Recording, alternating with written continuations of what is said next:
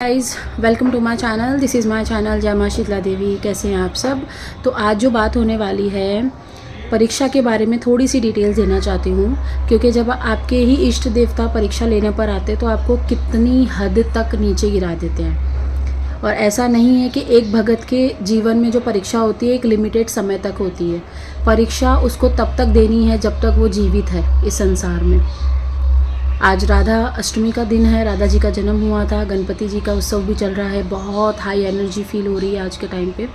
जो लोग अपनी शक्तियों के साथ चल रहे हैं, जिनकी कुंडलिनी अवेकन हो चुकी है, आज उनको बहुत अच्छा लग रहा होगा, बहुत हल्का लग रहा होगा और एक तरीके से एनर्जी बहुत फील हो रही होगी। दिवाली तक तपस्या में लग जाइए। जिनके भी चक्रों में ब्लॉकेजेस हैं, साधनाएँ करिए। अगर आपके गुरुदेव हैं, गुरुजी हैं, दीक्षा ले रखी है तो गुरुजी से पूछिए ज़रूर। अदरवाइज़ जो मेरे ही अपने परिवार के जो हो चुके हैं, पहले मैं उनको क्लाइंट्स बोलती थी बट अभी वो बहुत नज़दीक आ चुके हैं, तो वो मुझसे पूछ के तो कर ही लेते हैं। साधनाएँ मैं उनको बताती रहती हूँ, करते रहते हैं वो। और प्लीज़ जो मुझसे जुड़ना चाहते हो ना, वही काउंसलिंग लीजिए, वही ईमेल करिए। सिर्फ मुझे ये क्वेश्चन पूछना था, सिर्फ मुझे ये बातें पूछनी थी। ऐसे यूट्यूब पे हज़ार चैनल्स हैं, हज़ार लोग बैठे हुए हैं, आप वहाँ पे जाके भी पूछ सकते हो। लेकिन यहाँ पे जो है ना, यहाँ पे थोड़ा सा अलग तरीके का काम होता है, यहाँ पे जुड़ने का काम होता है। परीक्षा के बारे में चलिए बात कर लेती हूँ, नहीं तो टॉपिक बहुत बड़ा हो जाएगा। आपके इष्ट जब आपकी परीक्षा लेंगे ना, तो आपको सारी शक्ति देने के बाद भी आप उस शक्तियों का इस्तेमाल नहीं कर पाओगे, ऐसी परीक्षा लेते हैं। आप सारी विद्याएं जानते हैं, सारी चीज़ें आपको पता हैं, फिर भी आप उन चीज़ों का इस्तेमाल नहीं कर सकते हो। ये होती है परीक्षा। आपके आसपास इतने ज़्यादा दुश्मन पैदा कर देंगे, इतने ज़्यादा, लेकिन वो दुश्मन आपका कुछ भी नहीं बिगाड़ सकते। Trust me.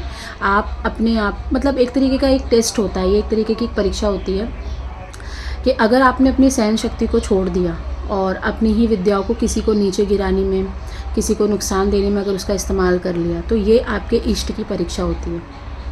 आप ही के इष्ट आपकी परीक्षा लेना शुरू कर देते हैं। तो कभी भी गाइस, कभी भी अगर आप भगत हो, एक इष्ट के साथ चलना चाहते हो और सच में आप मोक्ष प्राप्त करना चाहते हो, तो कभी भी अपनी विद्याओं का, अपनी चीज़ों का गलत इस्तेमाल कभी नहीं करना। क्योंकि भगवान, आपके इष्ट, आपकी शक्तियाँ हमेशा परीक्षा लेती रहती हैं। दुश्मन पैदा कर देंगी, हेल्थ इश्यूज़ ला देंगी, बीमार कर देंगी, सवारी आ जाएगी, सवारी के दौरान आप बीमार रहोगे। बच्चे इधर से किचकिच कर रहे हैं, उधर से घर वाले किचकिच कर रहे हैं, घर वाले भूत प्रेत समझते हैं, घर वाले वैल्यू नहीं करते हैं, है ना। हर जगह से एक नकारात्मक फीलिंग आनी शुरू हो जाती है। तो समझ जाओ, माँ की परीक्षा शुरू हो चुकी है। कभी भी माँ की परीक्षा शुरू होगी तो ये सारे संकेत जो मैंने आपको बताए हैं, ये सब कुछ आपको मिलेंगे। आपके इष्ट जब भी आपकी परीक्षा लेंगे, ये सारी चीज़ें आपको होगी। पूजा पाठ करने लग जाओगे, ऐसा मन लगेगा कि आज नहीं कल कर लेता हूँ। फिर कल करने बैठोगे तो अधूरा अधूरा सा फील होगा, गिल्ट फील होगा कि मैंने क्यों नहीं करी पूजा पाठ। ऐसा भी गिल्ट भी फील होता है। और फिर कहीं ना कहीं एक विश्वास अंदर से आ जाता है कि आप ही तो नहीं चाहते थे कि मैं आज के दिन पूजा करूँ, आप ही तो चाहते थे कि मैं कल पूजा करूँ। कहीं ना कहीं से ये मैसेज भी मिलना शुरू हो जाएगा।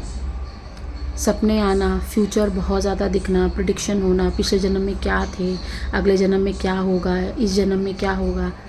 शक्तियाँ अपने बारे में थोड़ा कम बताती हैं। अगर आप मेरे सामने बैठे हो तो आपके बारे में ज़्यादा पता चल जाएगा, बट मैं अगर अपने बारे में पूछूँ तो शायद कुछ भी ना बताएं देवी, है ना।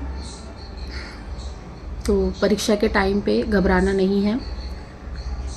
लाख लोग आएंगे, हज़ारों लोग आएंगे आपको परेशान करने के लिए, आपकी साधना, आपकी तपस्या, आपकी सहन शक्ति को तोड़ने के लिए।